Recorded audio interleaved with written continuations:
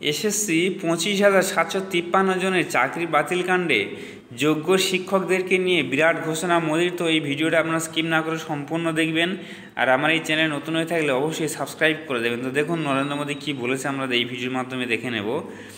ফের school service কমিশনের নিয়োগ দুর্নীতি নিয়ে মুখ খুললেন দেশের প্রধানমন্ত্রী নরেন্দ্র মোদী। যোগ্য চাকরিহারাদের পাশে থাকার বার্তা দিলেন তিনি।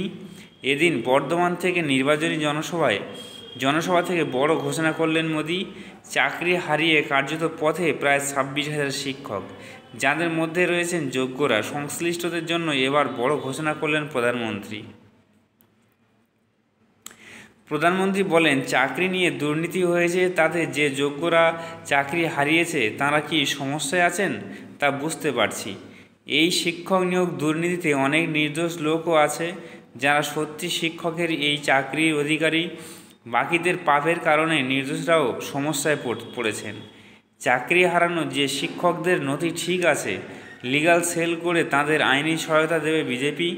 তৈরি করা হবে সোশ্যাল মিডিয়া প্ল্যাটফর্মও, তাতে উপকার পাবেন সংশ্লিষ্টরা।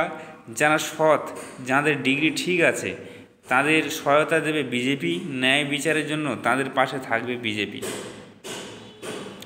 এদিন মমতা বন্দ্যোপাধ্যায়ের সরকারকে একাধিক বিষয় তুলে কটাক্ষ করেন মোদী।